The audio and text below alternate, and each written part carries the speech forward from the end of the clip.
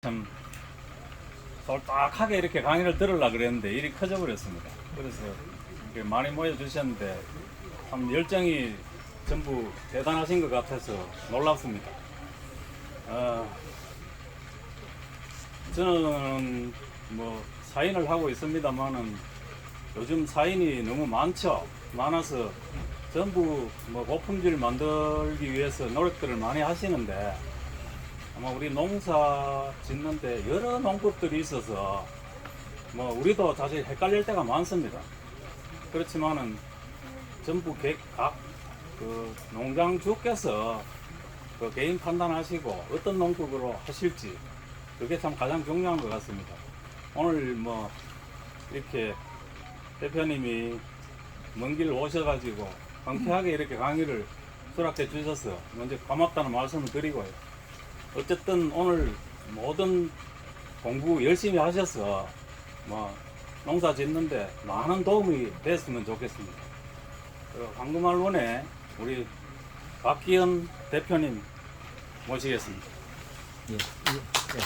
반갑습니다.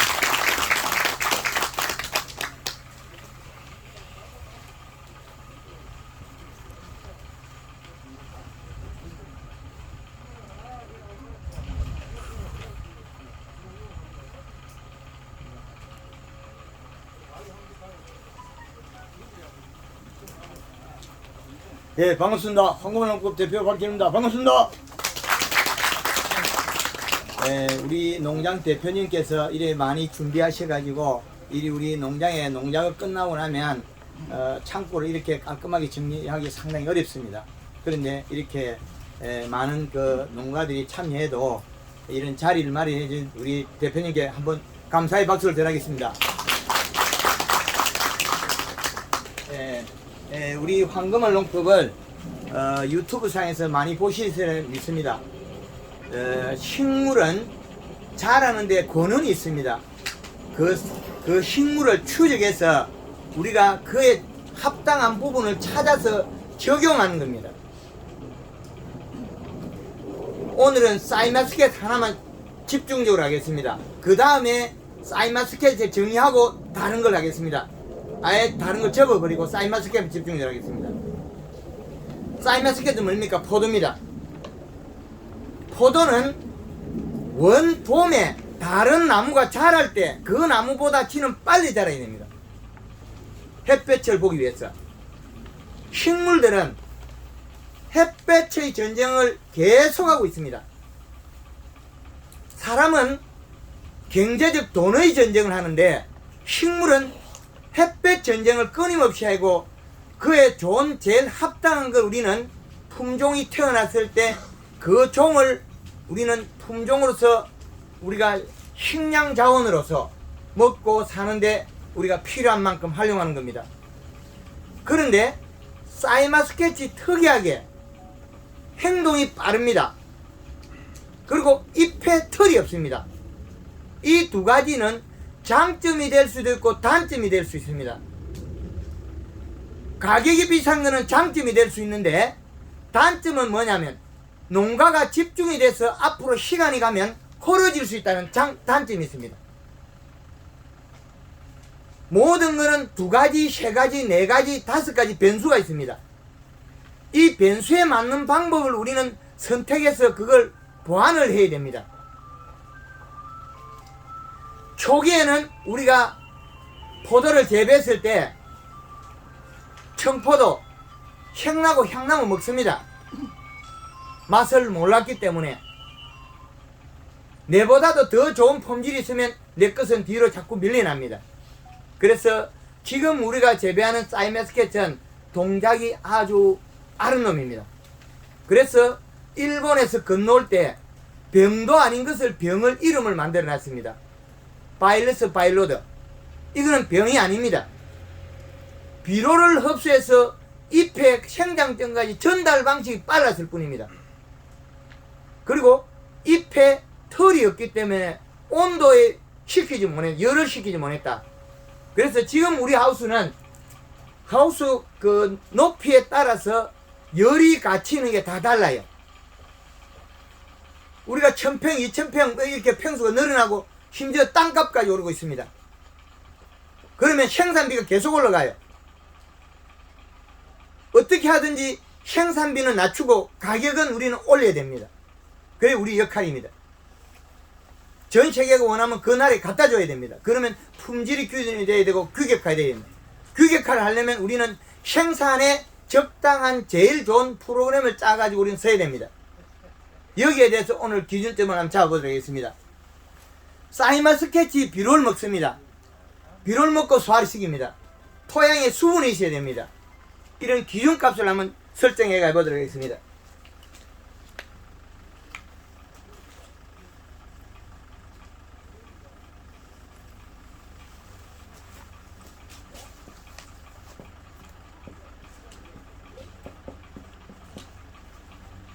이 원을 어떻게 그리냐면 이 원은 1년 12달을 표시하기 위해 했습니다.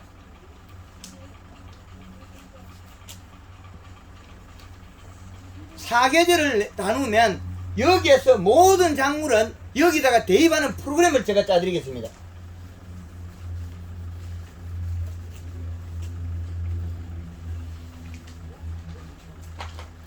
겨울에는 이 시가 2.4가 돼도 됩니다. 겨울에는 2.4.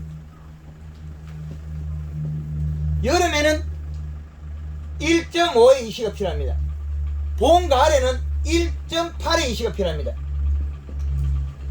여기에서 어떤 일이 벌어졌냐면 가을에 이시값이 낮아서 안 익고 멀렁멀렁한 포도가 나온 거예요. 우리가 후기에 비대가 안 됐던 거는 요 비료값입니다. 비료가 부족해서 색이 안 나고 멀렁멀렁한 겁니다. 그래서 우리가 비료를 맞춰야만이 이거 나옵니다. 포도가 제일 좋아하는 수분이 몇 프로냐? 35%에서 45%를 맞추면 됩니다. 요거는 수분입니다. 자, 이 두 개를 띄고 나면 그 다음에는 우리가 행동하는 걸 조금만 맞추내면 됩니다. 제일 좋아하는 행동을 우리는 계속 연출을 시켜줘야 됩니다. 작물이 자랄 수 있도록. 여기에서 우리가 12달을 표시하면 여기가 12월 31일, 3월 31일, 6월 30일, 9월 30일. 여기에서 두 달씩 더 집어넣으면 1년 12달이 됩니다. 이 속에서 더위 추위를 제일 결정하는 거 어디에 있냐면 1월 15일과 7월 15일입니다. 이거는 계절의 중심에 축이 됩니다. 대한과 대서를 표시할 수 있는 거죠. 제일 추운 거와 제일 더운 거. 그래서 이런 프로그램을 전국을 돌면서 제가 찾아왔습니다. 대한민국을 돌면서. 왜 잘못되고 왜 잘 됐을까? 누구 제삿날 뒤에 비료하니까 농사 잘 되더라. 누구 제삿날 뒤에 물 퍼니까 잘 되더라. 이 주먹구구 방법을 아직까지 우리가 가져가야 되겠습니까? 아니죠. 그래서 지금은 토양의 이시를 측정하고 그 다음에 잎을 보고 판단할 수 있는 유관 식별법을 배우면 됩니다. 잎을 보고 판단해야 됩니다. 잎을 보고 판단을 못하면 우리는 한 박자 한 박자 넣습니다. 왜? 식물이라는 게 비료를 먹고도 나타나지 않은 부분이 있습니다. 그리고 요소 비료는 암모니아태 질소이기 때문에 비료를 먹고 비료는 식물이 먹었는데 토양에 측정하면 나오지 않은 경우가 있어요. 그리고 뿌리가 우리가 생각 못하는 지점에 가서 비료를 먹고 있는 경우가 있습니다. 그러면 잎을 보고 판단해야 됩니다. 그래서 잎을 보고 판단하는 게 제일 좋다. 이 겨울 농사는 우리가 크게 중요하게 안 여깁니다. 하우스를 부를 때면 내나 봄과 같은 형태가 나오기 때문에. 그러나 여름은 아주 중요한 겁니다. 여기에서 상반기 농사와 하반기 농사를 바뀝니다. 이 두 개의 축은 아주 중요합니다. 봄에 여기까지 자라가 크느냐 하면 그렇지도 않아요. 잎의 크기가 결정할 때 우리가 지금 순이 나오면서 뭘 생각하겠습니까? 나무 몸속에 가진 에너지를 활용하고 있습니다. 그래서 잎이라는 놈은, 포도 잎은 모든 생각을 다 하고 있습니다. 잎은 어떻게 생각하냐면, 얘는 뭔 생각하냐면 두께로 생각합니다. 이 두께는 에너지의 위치에 따라서 다 다릅니다. 우리는 단초 전쟁을 했기 때문에 눈의 크기가 작습니다. 눈의 크기가 작은 거는 출발 자체가 적게 되어 있습니다. 그래서 우리는 잎이 나기 전에 이 전 단계 얘를 이끌어내기 위해서 뭘 해야 되냐? 우리가 봄에 대해서 우리가 순 나기 전에 여기에서 맹물 시비해서 물을 뿌려서 몸을 부풀려야 됩니다. 부풀리면 작은 눈도 같아지는데, 이걸 부풀리지 않으면 잎에서 나오는 눈의 크기가 반대로 되어 있습니다. 그래서 우리가 덩쿨이 큰 건 크고 작은 건 작습니다. 그래서 잎의 크기를 만들려면 이 전 단계에 전에 맹물 시비래가 몸에 피부에 함수량을 늘려서 물을 잔뜩 먹이놔야 됩니다. 이거 물을 잔뜩 먹이면 단점이 뭐가 있느냐? 빨리 행동을 하기 때문에 봄 내경에 또 단점이 있습니다. 너설이 있죠. 너설이가 또 얘를 기다리고 있어요. 우리가 좋게 하면 한 개 끄집어내리는 게 분명히 따라붙어 있습니다. 좋게 하는 순간에 끄집어내립니다. 우리를 피해를 줍니다. 그래서 계속 피해를 막아야 됩니다. 그래서 맹물을 뿌렸을 때, 이 전 단계 가서 맹물을 뿌려서 몸을 부풀리고, 여기에다가 맹물 뿌리면서 여기에다가 목매시비 하면 됩니다. 그러면 맹물 시비를 하고, 이 시기에 목매시비,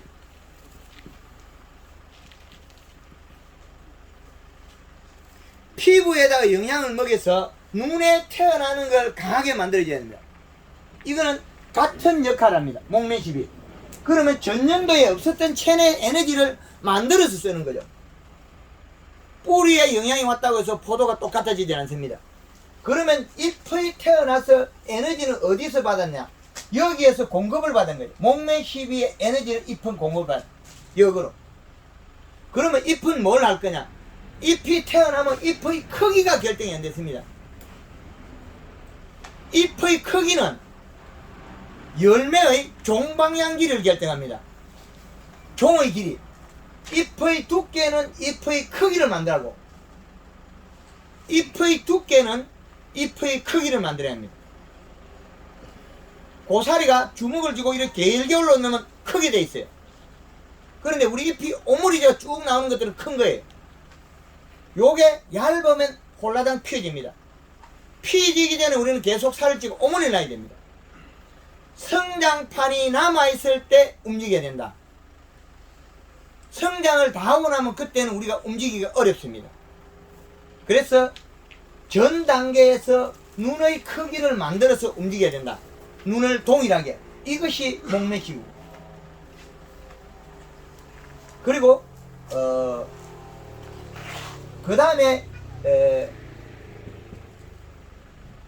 잎의 두께는 잎의 크기를 만들어요.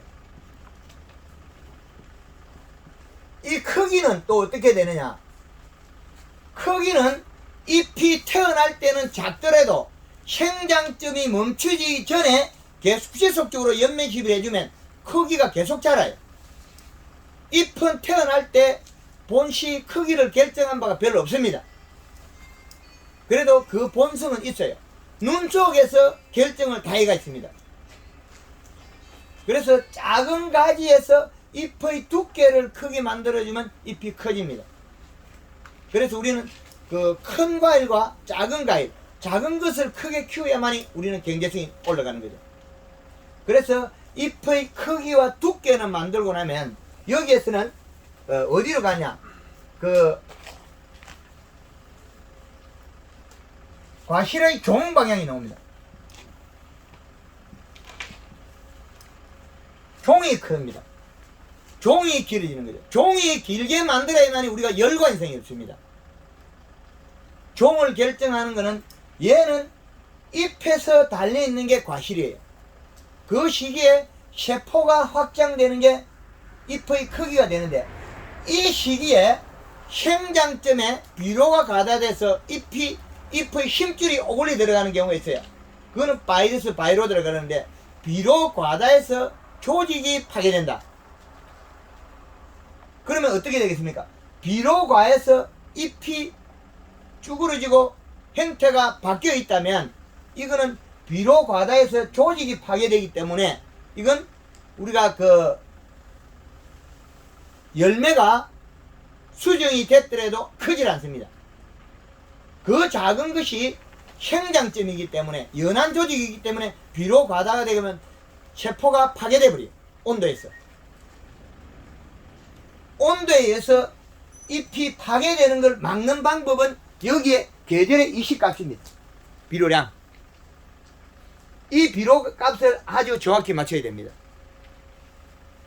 이 비료값을 맞췄다 그래서 잎을 보면 또 달라져 있다는 거예요. 그래서 우리는 비료값을 아무리 잘못 맞췄더라도 또 아니라고 또 반문해야 됩니다. 잎을 살펴야 됩니다. 우리가 관주를 해서 비료가 흡수력이 빠른 뿌리가 흡수를 했다면 금방 잎이까지 올라가 버려요. 사이마스켓은 아주 이동이 빠른 그 작물입니다. 그래서 비료 피해지 바이로드가 아니라는 겁니다. 비료 과다 현상입니다. 그래서 과실의 종방향을 결정하는 것은 잎의 두께에 해당하고 잎의 두께는 크기를 이야기하는 거고 크기를 키웠을 때 이 크기를 적고 단단하게 만드는 것은 얘를 또 작게 만들어야 돼요. 작게 만드는 건 또 설탕이 있어요. 절간을 좁히고 잎을 작고 두껍게 만들어야만 우리 단위 면적당 가지 개수를 많이 낼 수 있습니다. 등굴 개수를. 전년도에 영천에서 내일 강의할 때 영천에 할 때는 요 간격을 13cm까지 좁혔어요. 등굴과 등굴 간격이 우리는 20cm, 25cm 더 그런 거 평균. 그런데 이걸 더 좁혀야 된다는 거예요. 왜? 잎의 크기를 줄이면 되니까. 요 시기에 잎의 크기와 두께를 결정만 시켜놓으면 과실의 크기는 결정이 됩니다. 그 다음 남은 문제는 연면 시비와 맹물 시비로서 이동과 온도를 잡아주는 거죠. 그래서 지금 아마 영천에서는 맹물 뿌리는 걸 스마트팜으로 해서 맹물 시비랍니다. 전년도에서는 이 물을 뿌리기 위해서 새벽 4시에 출근해서 물을 뿌리고 연면 시비를 3일 만에 한 번씩 해가지고 작년에 3년생에서 팽당 10만원까지 끌어올렸어요. 추석 때 한 박스를 63,000원에서 4kg 68,000원까지 받았습니다. 소비자가 돈을 줄 때는 분명히 품질이 좋아야 됩니다. 우리는 시작 단계에서 이런 현상이 오는 걸 미리 알고 대처해 나가면 됩니다. 그리고 맹물 시비는 열을 식혀주고 비료 과다된 것을 잡아낼 수 있습니다. 그리고 맹물 시비를 하고 설탕을 안 쓰면 마디가 길어져 버립니다. 마디가 길어지고 절간이 커지고 잎이 커져 버리면 우리는 또 생산 면적이 줄어듭니다. 그리고 어릴 때 잎이 두께가 두꺼우면 이렇게 섭니다. 두께가 얇으면 햇빛 많이 걸려 펴버립니다. 이렇게 면적이 느르게 차지하고 면적을 좁히는 걸 이렇게 세워야 됩니다. 덩쿨을 13cm 간격을 이어나오면 잎이 다 서 있습니다. 잎을 세워놔도 됩니다. 일을 합니다. 그런데 우리는 이렇게 펴가지고 일을 하고 있습니다. 그러면 그 면적만큼 우리는 생산량이 줄은 겁니다.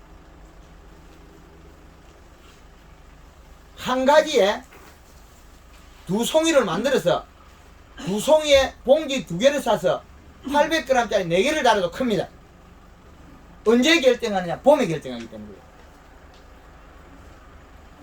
그 다음 남은 문제는 잎 두께만 유지해주고 이 시량만 맞으면 일을 합니다.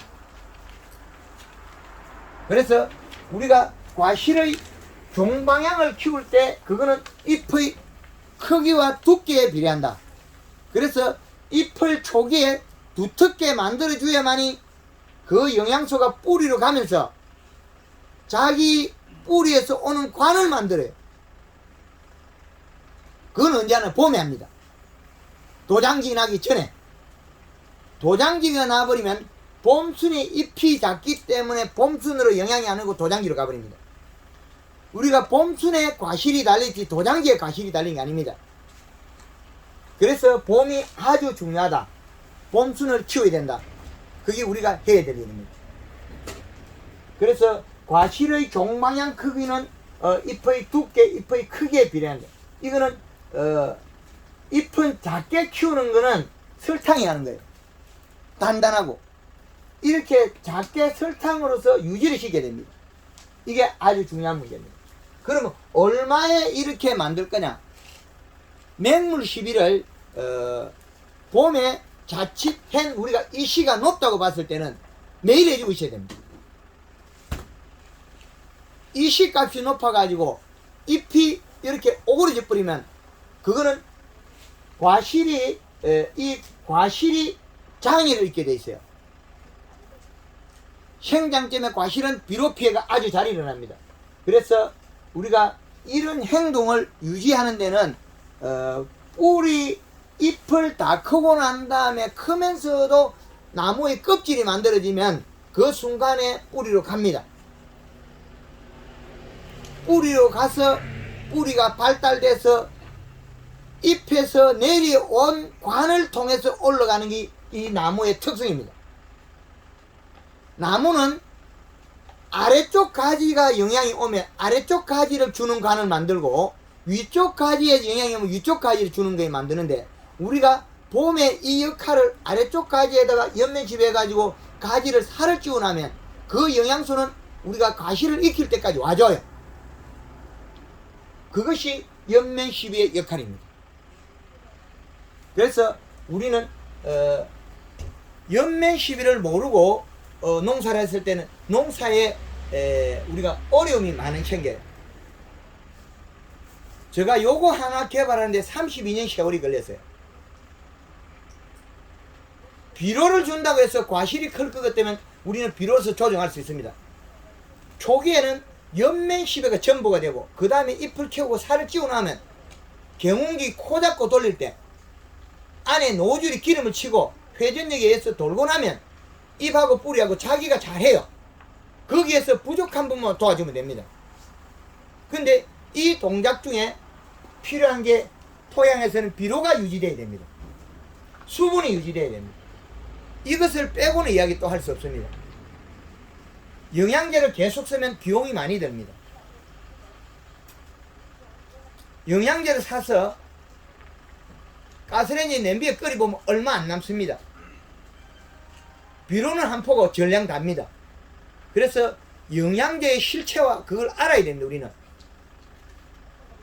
때로는 영양제가 전부이기도 하지만 때로는 그게 도리어 피해도 주기도 합니다. 돈을 주고 사야 되고 잘못 사용되면 자양에도 일어나고. 그래서 이 설탕이 좋긴 하나 언제까지 써야 되냐 또 결정이 달라집니다. 이 설탕을 연면시비 할 때는 목면시비는 우리가 2 내지 3회 정도 하라 그럽니다. 그 다음에 우리가 봄순이 나면 연면시비.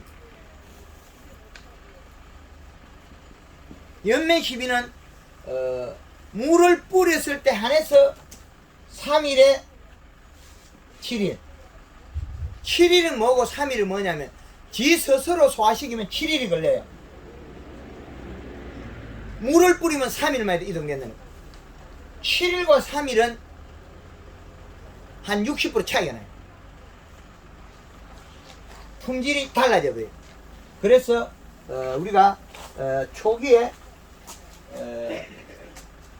목면 시비에서는 골드 그린 2리터에 설탕 3kg 요렇게 해서 살포하면 됩니다. 요거는 전체는 물 500 기준입니다. 500리터 기준. 요건 목매 시비.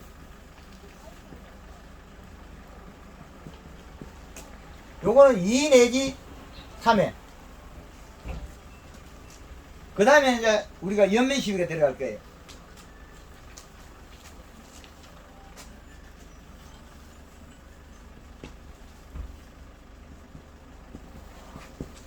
연면 시비는 어떻게 하는 게냐면 잎을 살을 찧어서 뿌리를 빨리 뻗치고 과실을 빨리 키우는 거예요. 대사작용을 더 빨리 시킨다는 거죠. 지금의 우리 대사작용 하는 거는 맹물 시비를 안 했을 때 7일이 걸리는데 맹물 시비를 하면 3일을 4일을 줄일 수 있는 거예요. 이거는 맹물 시비가 한과 안 한가에 따라서 달라져요. 연면 시비 속에 맹물 시비는 매일 해주는 게 좋은데 이 속에 단점이 뭐가 있냐면 이시가 낮으면 잎이 빨리 자라고 잎이 노화가 되는 단점이 있어요. 비료량이 부족할 때 물을 뿌려버리면 잎이 노화돼가 하엽이 떨어져요. 신초는 많이 자라겠죠. 영양이 내려가서 돌아올 때는 어디로 가냐? 신초로 가버려요. 그래서 이 전체를 받쳐주는 거는 이시값이 와줘야만이 압력이 생기는 거예요.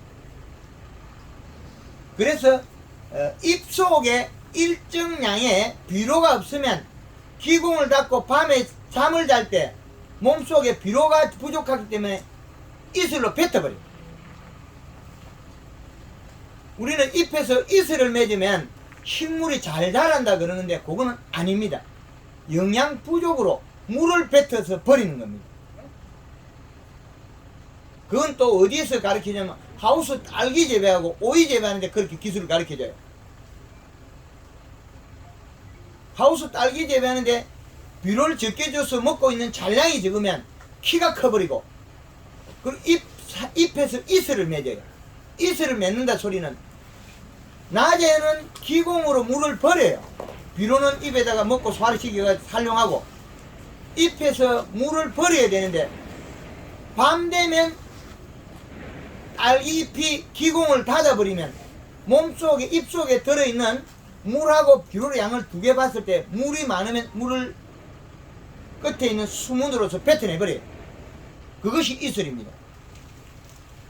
그래서 요 기준값을 잡아내는 거는 아주 최적의 온도에 의해서 잡아낸 기준입니다. 비료량. 그래서 맹물 시비를 했을 때는 단점이 이것도 붙어 있습니다. 행동을 빨리 한다고 사이마스키 포도를 일찍 따고 싶으면 맹물을 뿌리면 되는데 맹물을 뿌렸을 때 반드시 잎에서 내려갔다가 오는 동작 중에서 포도가 다 먹어버려요.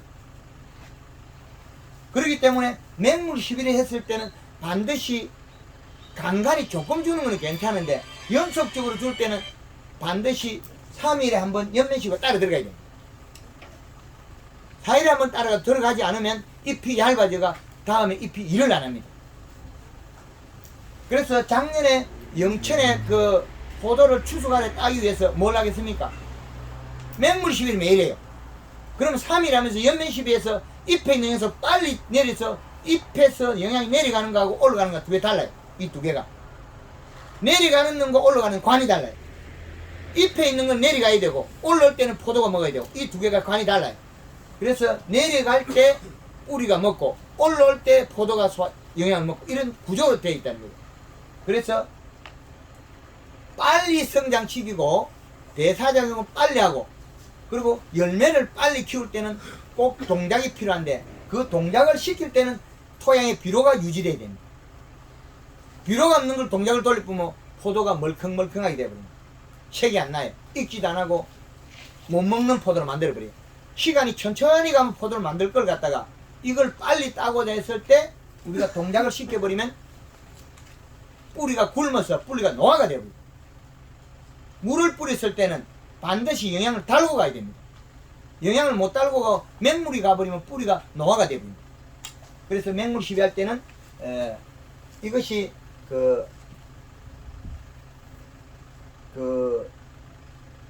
맹물 시비를 3회 했을 때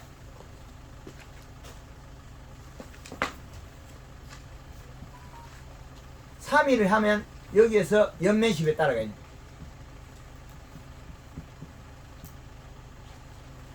연면 시비.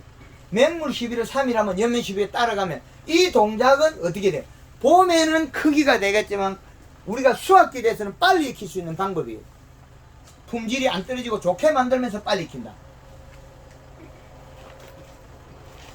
빨리 익히는 방법과 봄에 빨리 키우는 그 잎의 크기를 빨리 키워야 되는데, 잎은 시간을 정해놓고 그 기간 안에 영양이나 모든 게 부족하면 성장을 멈춰버려요. 다른 동작으로 계속 넘어갑니다.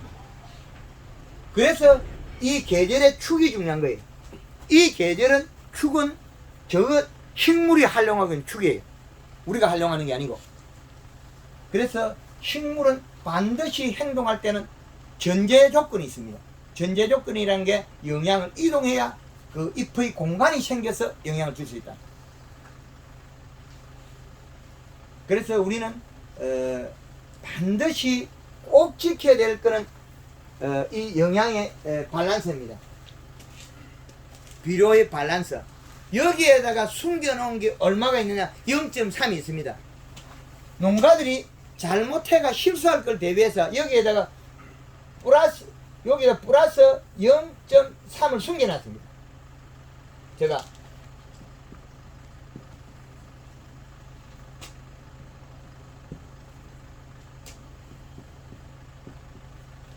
개발할 때 이렇게 잘 해놓지 않으면 농가에서 실수를 해버리면 굉장히 손실이 납니다. 이게 숫자가 아주 우리가 뭐 1.5니 뭐 2.1 이거 별 차이가 없잖아요. 그런데 이게 아주 중요한 거예요. 이게 엄청 중요해요. 0.5 되면 포도가 안 익어요. 멀컹멀컹해요. 1.3이 넘어가면 포도가 괜찮아요. 여기에다가 더 올려가지고 2.0 이상을 올려버리면 포도가 터져버려요. 잘못하면 터져요. 여기에다가 이실을 올리고 여기다가 맹물을 뿌리면 터져버립니다. 이실을 올렸을 때는 함부로 맹물을 못 써요. 작년도에 이 방법을 강의를 하는 걸 보고 전라도 쪽에서 젊은 분이 단감에다가 양액 시설을 해가지고 비료를 줄 수 있는 시스템을 갖춰가지고 9월달에 단감에다가 이실을 2.1을 끌어올렸어요. 여기 정확하게 2.1이죠. 1.8에 0.3을 더하면 2.1이에요. 2.1을 딱 끌어올리고 비가 와버리면 어떻게 되면 밤이 터져버려요. 그 수치보다도 수확기의 수치는 살짝 낮춰줍니다. 그래서 우리가 모든 과실은 수확기에 대해서 이실을 조금 낮춥니다. 그래서 사이마 스케치의 비료는 요거는 봄 시작할 때 1.8 1.8도 때로는 세기도 합니다. 온도 때문에 그렇습니다. 햇빛만 나면 여름이에요. 30도까지 가버려요. 그래서 1.8이 좋으나 1.8을 쓰지 마세요. 여유를 남기나요. 1.5 가을에 딸 때 1.3에서 1.5를 맞춰요. 요때 수확기에 이실이 이렇게 맞춰놔요. 다 하고 몽창 찍어 있어. 요거는 다 하고 나면 사진을 찍을 그런 기회를 드리겠습니다. 요 화면 잘 나옵니까? 네. 꺼지는 거 보이죠? 그래서 사이마스케 재배에서 이식값을 요렇게 나누면 됩니다. 이거는 뭐냐면 요거는 봄이고 요거는 여름이고 요거는 수확기 나눠놨죠. 그래서 우리가 이 기준을 맞추면 돼. 못 알아가입시다. 이 많은 사람 질문하면 제가 하나도 못 합니다. 아니 근데 이식값은 우리가 뭐 1.5, 1.5 건데 그게 어떻게 맞추는지 알아야 이해를 하는데. 기준 공부하이소. 방법은 지금 아는 분들이 있기 때문에 유튜브에 영상을 보면 척경기도 이거 갖다 놨기 때문에 또 가르쳐 드릴 겁니다. 그거는 조금 이따 질문을 받겠습니다. 전체가 땅에다가 비료를 측정해서 이제 꽂아가지고 데이터를 낼 수 있거든요. 비료는 주면 표면으로 전체 얹혔을 때는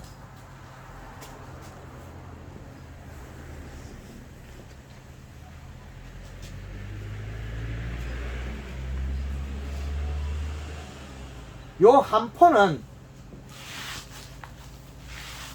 0.8의 이시가 올라갑니다. 비료 21- 복합 비료를 한 포를 100평에 뿌렸을 때 이 올라가는 이시가 0.8이 올라갑니다. 그래서 전량을 먼저 측정해야 되겠죠. 비료 줄 때는. 그리고 퇴비를 줄 때는 퇴비를 주고 물을 주고 이시를 먼저 보고 난 다음에 다시 비료를 해야 되는데, 우리가 퇴비 속에 가리, 소금기, 그 다음에 인산이 많지 질소는 별로 없습니다. 그러나 피해는 일어납니다. 퇴비를 줬으니까 비료를 안 줘서 이시가 낮다고 생각하면 안 됩니다. 개부는, 돈부는 이시값이 높습니다. 왜 그러냐면 동물이 빨리 자라는 것들은 소금을 많이 먹입니다. 그래서 지금 현재 우리가 봄에 왜 계속 강의를 하고 있냐면, 봄에 결정을 다 한다. 전년도에 뿌리는 겨울에 낙엽과 함께 가을에 다 굶어서 죽었어요. 뿌리 눈으로 존재합니다. 그러면 잎에서 다시 살을 쥐어서 세근을 만들어서 일을 하게 만들어야 돼요.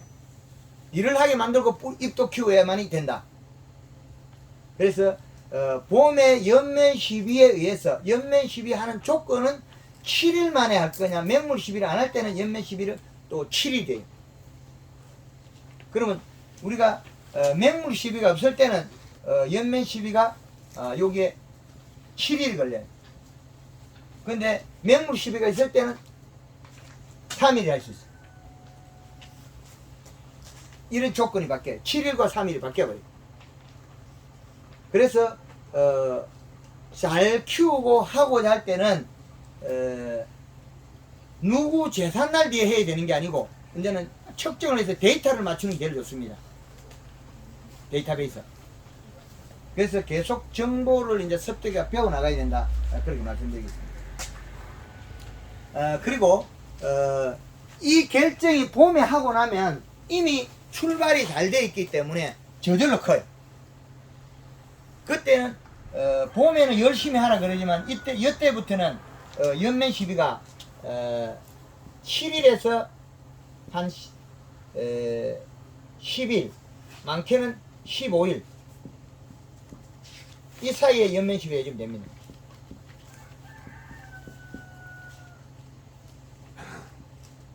연면 시비는 우리가 잎을 보고 두께를 보고 결정해 주셔야 됩니다. 잎의 두께를 보는 방법은, 잎이 살이 찌면 펴질라 그럽니다. 펴질라 그러는데, 펴지면 또 단점이 어떻게 생기냐면 잎이 면적이 많이 필요합니다. 면적이 많이 필요한 걸 또 잡아놓으려고 그러면 설탕이 또 필요해요. 햇볕을 한번 무조건 펴집니다. 햇볕을 많이 보고 영양을 많이 만들기 위해서. 그래서 잎은 힘줄이 노래지면 가리 성분이고, 가리가 들어가면 생식 기능이 빨라진다. 생식 기능이 빨라진 게 아니고 영양 이동이 빨라진 겁니다. 가리와 칼슘이 들어가면 잎에 있는 영양소를 빨리 달고 갑니다. 뿌리로 이동이 빨라집니다. 그러면 잎에 있는 영양소가 빨리 일어나기 때문에 과실을 빨리 키울 수 있다. 그리고 잎을 밭에 심줄이 노르면 좋다. 그리고 잎 속에서는 볼록볼록볼록 엠보싱이 나와야 됩니다. 잎이 살이 쪄가지고 지가 비대해지면 앞으로 볼록볼록해집니다. 이렇게 엠보싱이 나옵니다. 그것이 우리가 해야 될 일입니다. 그렇게 해주면 우리가 과실을 키우는 최대의 조건입니다. 그래서 연면 시비는 골드 그린 2회에 2번의 칼라 1회 요거는 상반기에 하는 겁니다. 상반기에. 상반기에는 골드 그린.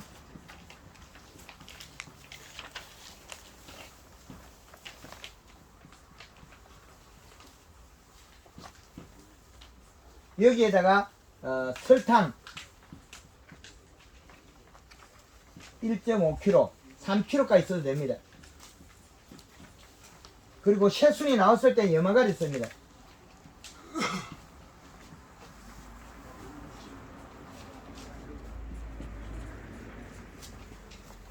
이거는 며칠 만에 쓸 거냐는 여기에서 결정해 놓은 거고, 골드 그린과 골드 칼라를 써서 영양을 잎에서 만들어져서 뿌리를 발달시키고 열매 크는 걸 결정해 주는 겁니다. 살포 해수 방법은 본인이 선택해야 돼요.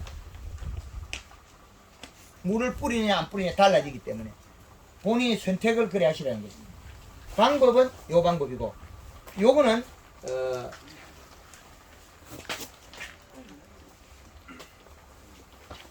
1.5리터 그리고 가리와 키로가 나와 있습니다. 요걸 활용했습니다. 두 가지를 한 번에 넣지는 않습니다. 두 가지를 한 번에 넣으면 결합이 돼서 엉어리가 생깁니다. 그리고 골드 그린과 골드 칼라를 한 가지 넣고 500에다가 1.5리터를 넣으면 물의 pH가 5점대로 내려갑니다. 그거는 농약 흡수율도 좋아지고 농약이 중화가 되는 걸 막아줍니다. 우리 지하수는 pH가 7점대가 넘어가요. 지금 우리가 사용하는 농약들은 산성약이지 알칼리수에 혼합을 하면 중화가 됩니다. 그래서 물의 pH도 중요하다. 그것 또한 말씀드리는 겁니다.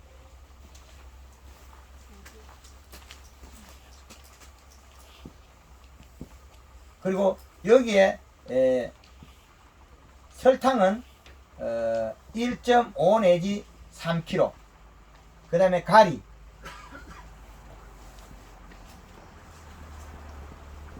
염화가리는 1에서 2kg. 요 방법을 상반기에 해라는 겁니다. 저기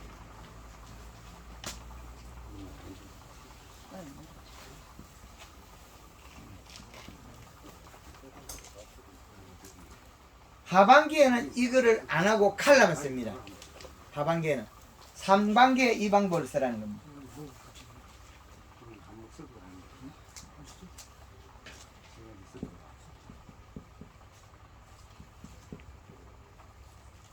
하반기에는 골드 칼라를 1.5리터에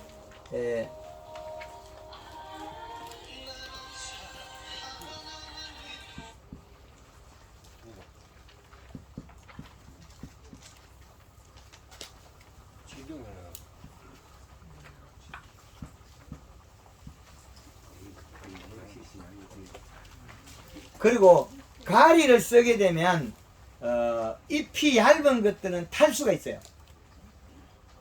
두께가 얇은 것들은 염화가리가 잎이 비료가 토양에 비료가 질소분이 없는 것들은 잎이 끝이 타 들어가요. 우리 포도가 익을 때 끝이 약간씩 마르는 것들은 그건 토양에 비료가 없어서 그렇습니다.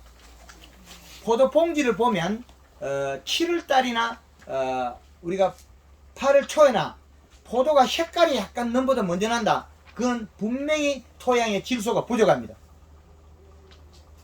8월 초에 사과의 색깔이 호피무늬색이 나는 것은 질소 부족으로 세포가 못 자라서 색이 몰린 겁니다. 과실은 익을 때 한 번에 익어야 됩니다. 이렇게 크다가 한 번에 딱 익어야 되지. 이놈의 중간에 익는 거는 그건 뭐냐면 비료 부족입니다. 절대 한 번 익어서는 안 됩니다. 이렇게 크다가 한 번에 딱 익어야 됩니다. 그게 과실의 특성입니다. 색이 먼저 난다는 것은 비료 부족으로 노화 현상입니다. 사과가 빨리 색난 것은 비료 부족 노화 현상입니다. 비료 부족 노화 현상. 포도가 빨리 색난 포도는 가을에 안 익습니다. 왜 안 익냐? 비료가 부족해서 이식값이 낮아서 잎 두께가 얇아서 뒤에 노화 현상은 일어났지 익히지 못합니다. 노화입니다. 그래서 요런 행동을 할 때 이 설탕은 무언 장애가 있느냐면 포도 알이 우리가 그 녹두알만 할 때부터는 설탕을 쓰면 줄기에 설탕이 묻어서 포도 송이 속에서 까만 곰팡이가 생겨서 포도 알에 떨어져요. 포도 알이 녹두알만 할 때는 설탕을 쓰지 마라 그래요.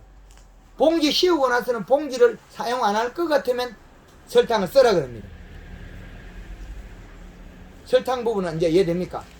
우리가 출하할 때 봉지를 안 쓸 것 같은 경우에는 설탕을 뒤에 써도 되는데 포도 알이 녹두알 크기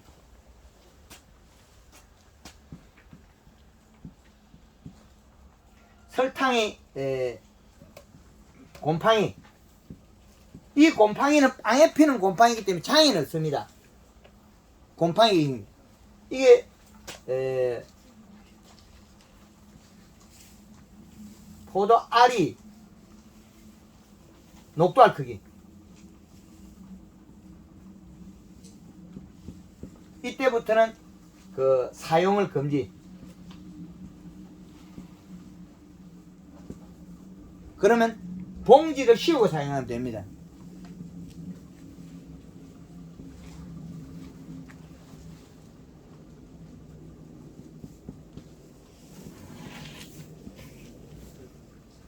이제 이해되죠? 봉지를 쌌을 때는 송이에 비로 그 설탕이 안 묻기 때문에 써도 됩니다. 요 자체가 전체입니다. 요 자체가. 그래서 우리가 이런 이 시값이 맞다 해도 가리가 많을 때는 잎이 노랗게가 하엽이 노화되고 있습니다. 분명히 측정기에 비료는 맞았는데 왜 우리 포도가 빨리 노화가 되고 있고 잎이 마르고 있나? 그거는 비료값 속에서 이 속에서 가리지 질소분이 아니라는 겁니다. 그래서 포도가 7월 15일 이때 되면 아마 그 포도가 색이 약간 날 수도 있습니다. 8월 초 색이 먼저 나는 거는 포도는 노화 현상입니다. 질소 부족 노화입니다. 그때는 비료를 꼭 쓰셔야 됩니다. 그런데 빨리 색난 과실치고 일찍 따는 건 하나도 없습니다. 도리어 늦게 됩니다. 영양 부족으로 수확기에 그 많은 포도 알을 못 익힌다는 겁니다. 그래서 아주 중요하다 그렇게 말씀드리겠습니다. 그리고 우리가 수확이 끝나면 단풍을 들여서 겨울을 나야 됩니다. 단풍을 들이고 가을에는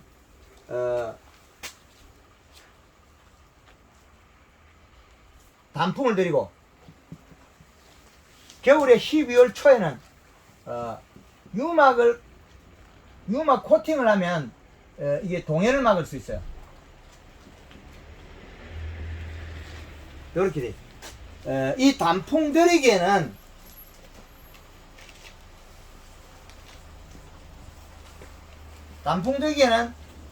칼라 2리터에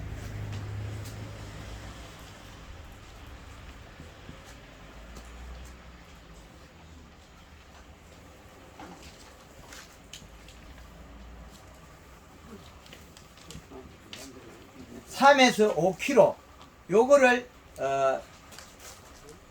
2 내지 3회 정도 2 내지 3회 정도 하면 단풍이 들어가 떨어지는데 이 단풍 들이기에 뭐가 필요하냐면 요 비료량이 부족하면 단풍이 안 들어요. 뭐냐면 이 시값이라는 거예요. 체내 저장량분을 축적해야만 잎이 떨어질 건데 비료가 없으면 단풍이 잘 안 들어요. 토양에서 비료를 가지고 있어야 축적에 단풍이 드는데 단풍에 드는 조건은 잎이 시퍼렇게 떨어진 게 비료가 많아서 그런 게 아니고 비료가 없어서 시퍼렇게가 떨어진 거예요. 가을에 우리가 단풍이 든 거는 적정량의 이식 비료량이 있는 거고 가을에 단풍이 안 든 것들은 비료가 많아서 그런 게 아니고 비료가 없어서 그런 겁니다. 비료가 없는 것 중에서도 또 잎이 누렇게 고시라지가 마르는 게 있습니다. 그건 비료가 영 적은 겁니다. 잎이 누리끼리 해도 고실라지면서 이렇게 말라 들어가는 비료가 부족한 겁니다. 씨 푸른 것들은 또 너무 강하게 질소해서 자랄 수 있고요. 그래서 이 씨값을 다 잡아놔. 요 기준값과 이 양을 합해라.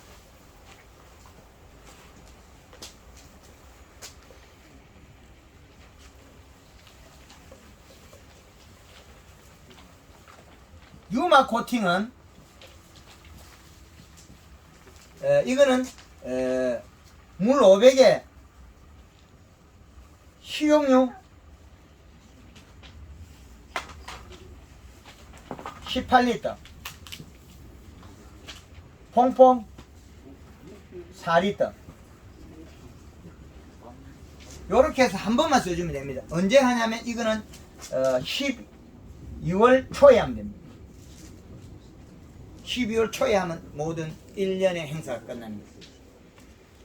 여기에서 선택한 것만큼 우리의 품질이 되고 우리의 상품이 되는 겁니다.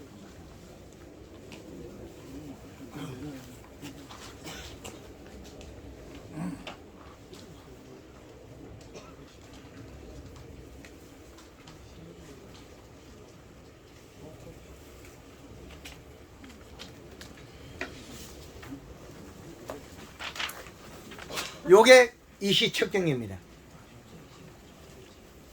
토양에 꽂아서 5초 정도면 답이 나옵니다. 버튼을 켜고 숫자가 나오면 그 측정기 C자를 누르면 이게 금방 들어가서 숫자가 바뀌어버려요. 그러면 여기에 나타난 게 온도가 지금 우리가 있는 실내 온도가 29.5도의 온도입니다. 지금 우리가 있는 온도입니다, 이게. 그런데 요 끝에 센서봉 여기에서 끝에서 끝 사이 요 조그만합니다. 끝에서 끝 사이 요 조그만한 부위에서 감지하고 있습니다. 그렇기 때문에 요걸 몇 cm 꼽아서 찾아야 되느냐, 최고 높은 수치의 기준을 잡아야 됩니다. 높은 거 빼보고 대충 계산하면 높은 거에서 장애가 일어나기 때문에, 과다 장애가 일어나기 때문에 기준값을 높은 데 설정해 맞춰야 됩니다. 적은 거는 잎의 모양이나 두께를 보고 더 계속 기술을 공급할 수 있는데, 그렇지 않으면 달라질 수가 있습니다. 제가 손을 잡아서 측정을 한번 해보겠습니다. 이게 바뀌나요? 자, 제가 손을 잡았을 때는 이미 손이 촉촉하니까 수분이 99.9% 물에 담간 거 동일합니다. 그런데 이 시값은 전기 전도율은 얼마 나오냐면 0.79 나옵니다. 요게 우리가 전기 전도율 전기 통해 가지고 우리가 알고 있는 비료값을 찾아내는 요 기준을 잡은 겁니다. 이 기계는 유럽식, 우리가 기술센터에서 토양 분석하는 미국식, 이 두 가지는 이래 편차가 납니다. 이 기계는 이 시간 낮고 기술센터에 높게 나와요. 우리가 선택을 할 때 기술센터의 방식을 할 거냐 이걸 할 거냐 선택을 하셔야 돼요. 소통을 할 수 있는 선택을 하셔야 된다고. 그래서 기술센터의 방식으로 했을 때 우리 황금알농법 한 거를 그걸 가져가면 이 시가 어마어마하게 높게 나와요. 그런데 그 양이 기준이 대한민국의 기준값을 이렇게 다 설정해놨어요, 제가. 그래서 이런 데이터를 가지고 우리는 농사에 임해야 된다. 그리고 우리가 한 가지 제대로 몰랐던 걸 하나를 밝혀드리겠습니다. 요걸 하고 난 다음에 질문을 받아드리겠습니다. 그래프를 그려서 비료와 식물 성장에 대해서 말씀드리겠습니다.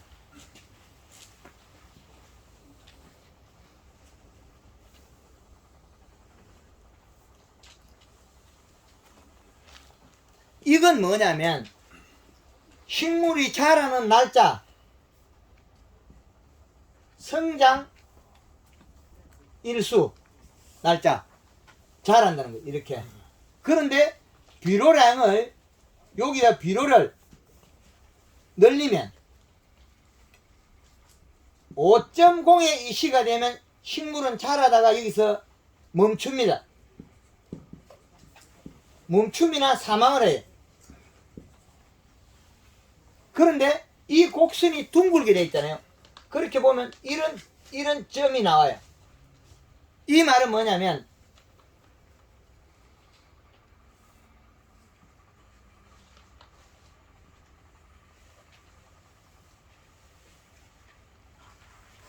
이게 왜 이렇게 되냐면 식물이 크기는 맞으나 생산량이 적은 거는 이 시값이 낮아요. 그런데 비료값을 높여도 이 시값이 또 키는 똑같은 자리 나와요. 그러면 여기에 낮춘 비료값은 얼마냐면 고추를 심었을 때 0.5예요. 0.5. 그러면 중간에 키가 크다는 거. 고추가 키가 크면 우리는 뭐라 그래요? 아, 저 집에 비료 많이 해서 고추가 키가 크다. 그 비료 작아서 큰 거예요. 고추를 심은데 노지 고추가 키가 크고 마디가 크면 비료가 많아서 큰 게 아니고 작아서 큰 겁니다. 비료가 더 많으면 키가 더 작아져요. 결국에 비료 널리 보면 작아지고 죽으니까. 그래서 요 지점에 비료량이 되는 거는 이거는 키는 큰데 비료 이식값은 몇이냐? 0.8에서 1.0이 나와요. 그리고 제일 좋은 위치는 여름에 1.5거든요. 요거는 1.5의 이시가 나옵니다. 그 다음에 요건 뭐냐? 플러스 0.3이에요. 플러스 0.3. 요 단계를 넘어가면 1.8을 넘어가면 그 다음에 작물은 장이 일어나기 시작합니다. 강원도 고냉지 배추도 요 방법을 하면 우리가 여름에 1.5를 맞추면 여기서 재배됩니다. 그래서 다른 데는 낮은 지역에도 강원도 고냉지 배추의 기술을 가르쳐줘서 평당 2만원에서 3만원 정도 배추를 심어서 소득 내기도 가르쳐줘요. 그리고 이렇게 데이터가 나온다는 거죠. 비료가 많아서 키가 큰 게 아니고 비료가 적어서 키가 큰다. 요걸 정확히 아셔야 될 겁니다. 그리고 설탕의 역할은 설탕은 고온, 저온에 많은 효과를 줍니다. 이거는 고온도 잡아주고 저온도 잡아주고, 그 다음에 요소는 질소. 질소는 저온을 만들어요. 몸을 식혀줘요. 가리는 고온을 만들어요.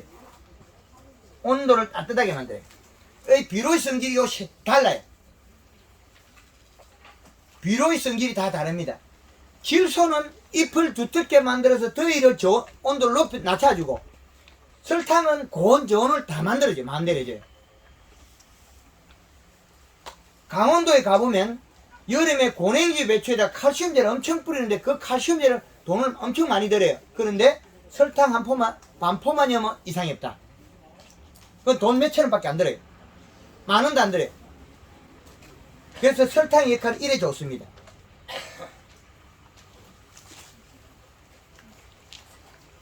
제가 한 거는 여기까지 하고 이제 질문을 받아드리도록 하겠습니다. 예. 저 봄에 전정을 하면요. 예. 가지 전쟁 가지에서 물이 나오잖아요. 예. 그러면 이 가을에 단풍 들고 해가지고 몸속에 자양분을 축적해 있었는데 예. 물이 흘러나오면 자양분 무실되는 건 아닌지. 더 다른 강의인데 그걸 제가 빼먹어서 그래요. 또 그거 다른 빼먹은 게 가을에 단풍이 80% 들을 때 단풍이 70에서 80% 들었을 때 전정을 해요. 막 전정을 해요. 전정을 해버리면 물구멍이 막혀요. 자른 자리가. 그래서 물이 안 나옵니다. 요거는 아주 중요한 겁니다. 방금 질문하신 게. 예. 겨울에 추위에 뭐 얼고 그러지는 않습니까? 없습니다. 간격이 짧으니까. 괜찮습니다. 그리고요. 예. 또 봄에 목련시비 하잖아요. 예. 목련시비 할 예. 여기. 한 등하고 예. 안 등하고 이 새손이 자라는 속도가 많이 차이 납니다. 근데 이게 목련시비를 하니까 손이 굉장히 늦어요. 다른 사람은 뭐 그냥 큰데 예. 나는 아주 몽글몽글 하거든요. 자기가 모든 거는 고구마를 우리가 실온에 두면 영양이 없는 건 순이 나고 영양이 있는 건 순이 안 납니다. 자기 스스로 결정을 하고 있습니다. 양파를 영양이 많은 걸 두면 순이 안 나옵니다. 저희 집에 가보면 우리 황금을 넣고 회원이 3년 전에 지은 마가 냉장고에 반토막이 아직 들어있어요.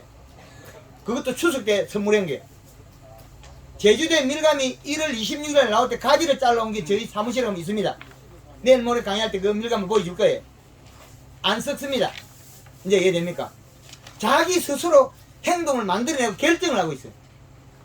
이제 이해되죠? 자기 스스로 판단하고 있다. 예.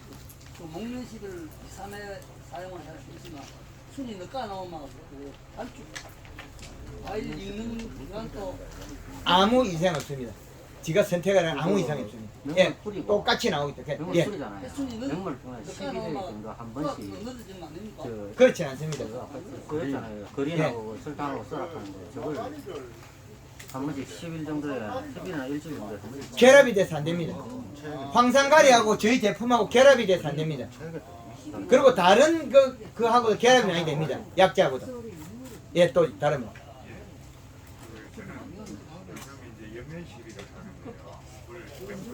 잠깐 조용히 해주세요. 제가 귀에 안 들리기 때문에. 제가 요즘 여기 계신 분들은 모두가 이 맹물십이나 뭐 이런 거 있잖아요. 그런데 식물을 이래 보면 생장 주기를 수분 요구도가 다르잖아요.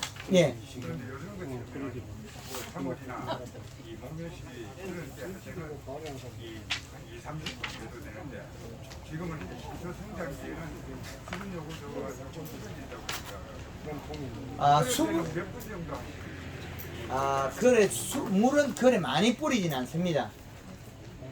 기껏해야, 이게 이동할 만큼 한 5분, 10분 미만. 그렇죠. 그러니까 제 요인이 있다는 생각, 기상도 있고, 뭐, 재력도 있고, 여러 아니, 가지. 그거는, 잎에서 받아들이는 양에 비례하기 때문에, 이제 우리가 설치할 때, 네 밭이 배수가 잘 안 되면, 안개 분사를 설치하고, 내 밭에 배수가 잘 되고 괜찮으면, 쿨러를 해야 된다. 그게 내일, 저 자료를 더 알고 싶으면 내일, 영천 강의에 참여해서.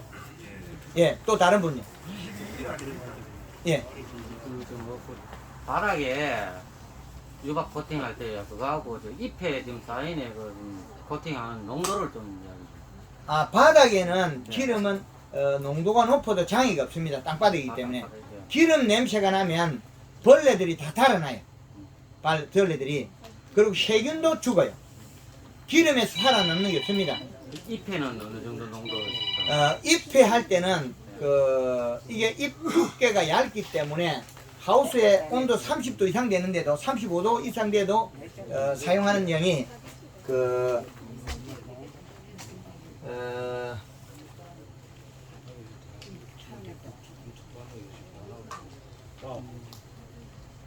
우리가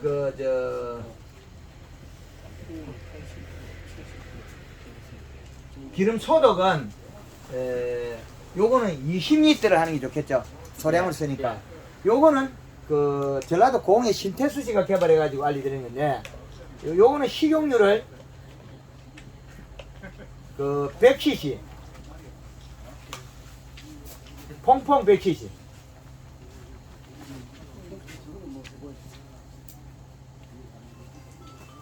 요거는 직접 살포해도 여름에 우리가 배추를 심을 때도 이렇게 살포하면 배추벌레 한 마리도 안 와요. 나비도. 한 마리 양이 예, 20리터. 물 20리터. 우리가 고추밭에 이렇게 쓰면 고추밭에 나비도 꼭지 나방카죠. 담배 나방, 모기 요것들 없습니다. 탄저병도 잡아줘요. 예, 가수 밀 때, 예, 가을에 가수만 밀립니다. 예, 이시하고 그거 맞춰라. 예. 비료는 연중 마차라 여기. 맞추는데, 예. 감사비로는 무조건 내가 황금알을 접하고 그들 감사비를 안 하거든요, 아예. 감사비료를 왜 안 해야 되냐면 자칫 잘못해서 요놈이 비료를 안정적으로 가야 돼 먹어버리면 행동이 바뀌어버려요. 아, 그런데, 누가는 뭐 10월달에 9월 말에도 요술 열고 했고 뭐 수목도 했고. 그럼 보통 사과나 감 같은 건 10월 초에 감사기를 했단 말이야 옛날에는. 그랬는데 지금은 사과가 만약에 이로가 안 났을 때 오늘 사과 때 하니까 지금 오늘 사이먼스켓만 이 자리에 있습니다. 사과하고 지금 사이먼스켓 전혀 다른 행동을 하기 때문에 감사 비료를 감사를 주지 말아요. 주지 말고 예. 그러면 9월달에 10월달에 뭐 과일이 안 있거나 할 때 그때는 비료 해도 괜찮습니까? 감사 비료하고는 관계없습니다. 요 이식값을 맞춰내야 돼요. 그 이식값만 맞추면은 됩니다. 그런데 그게 아까 이야기한 것 중에서 이식값은 나오는데 가리가 많아가지고 이식값이 나오면 안 되는 거예요. 잎을 보고 판단해야 돼요. 그렇지. 하엽이 말라갈 때는 가리가 많다. 예, 유막 코팅을 예. 유막 코팅을 SS에 한 차에 한 마를 이어가지고 했는데 않습니까? 여기 두 분석 맞았던 분들은 전부 약효 들어가지고 세상에 한 열흘 보름 늦가나. 한 번만 해야 됩니다. 예. 두 분도 얼마 안 됩니다. 예, 그리고 보통 좀 관을 좀 잠가야 됩니다. 모든 거는 장점과 단점 두 개 따라옵니다. 예, 또 다른 분 질문 있습니까? 예. 유마가리를 언제부터 봄 순이 10cm, 5cm, 10cm부터 쓰면 됩니다. 5cm, 10cm요? 예, 예. 또 다른 분, 예. 자, 예. 포도밭에 아니 유마가리 잘 녹아. 부지폭 깔아놨는데 잘 녹아 유마가리. 유막 코팅을 하는 거하고 풀이 났을 때 코팅하는 거고 다 똑같이 적용합니다. 똑같습니다. 풀이 났을 때도 우리 밭에 벌레는 식물의 향을 맡고 와요. 알 낳으려고 알을 까기 위해서. 그래서 그게 바닥에 기름이 냄새가 나면 그 환경 조건이 안 닿았다가 다 도망을 가요. 도망가 버립니다. 모기도 없어지고 우리 순에 알 까는 벌레들, 순을 가해하는 벌레들이 부활을 안 하고 가버립니다. 바닥에 비닐이나 풀에는 사용할 때 예, 좀 더 많이 해도 괜찮습니까? 괜찮습니다. 농도는 우리가 지금 그거는 우리가 바닥에 우리 제초제를 쓰고 할 때는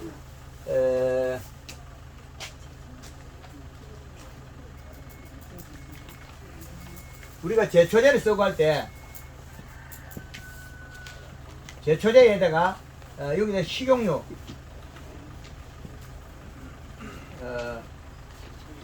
식용유 5리터면 식용유 200cc에 퐁퐁 100에서 200cc 해주면 됩니다. 요렇게 해주면 제초제 20리터에 요렇게 해주면 제초제도 되고 요렇게 냄새가 나서 벌레들이 달아나요. 요거는 양이 조금 더 들어가 요것보다 많이 들어갔죠. 잎에 살포하는 게 아니고 제초제 바닥용입니다. 요렇게 하면 없어집니다. 그리고 제초제를 사용 안 해도 도망갑니다. 도망가요. 예, 도망갑니다. 그리고 여기 끈적해가지고 달라붙어, 요거는 끈적도가 좀 떨어지고, 겨울에 유막 코팅하는 거 있죠? 요 정도는 달라붙어가 많이 죽어요. 그 풀이 크는 속도는 좀 이게 됩니까? 억제가 됩니다. 기공을 막아버리니까. 기공을 막아버리니까 억제가 됩니다. 요걸 사용했을 때.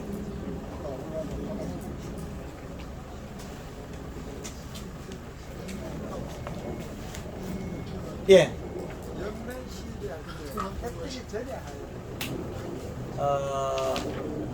해 뜨고 난 뒤에 하면 좋고요.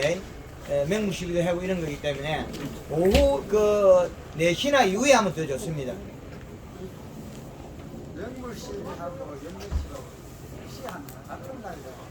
맹물 시비하고요. 같이 해도 괜찮습니다. 그거는 같이 해도 시간대만 바꿔주면 되니까. 그거는 한 번 하고 나면 들어가면 땡입니다. 짧은 시간에 이동하고 나면 끝입니다. 그게 계속 먹고 그러진 않습니다. 그리고 사이마스켓은 이제 얼쭉 돼가는 것 같은데 이걸 하고 여기 오신 분 중에 다른 작물 재배하는 게 있습니까? 뭐 있습니까? 그래 하면 예? 복숭 팔구나 같은 거. 그다음에 무조건 필히 물 연면식을 해야 되고 그러면 이 지역에 복숭아가 좀 있습니까? 예, 그러면 요걸 마치고 잠깐 쉬었다가 복숭아를 해드리도록 하겠습니다. 예, 사이먼스견 강의를 마치도록 하겠습니다. 예, 감사합니다.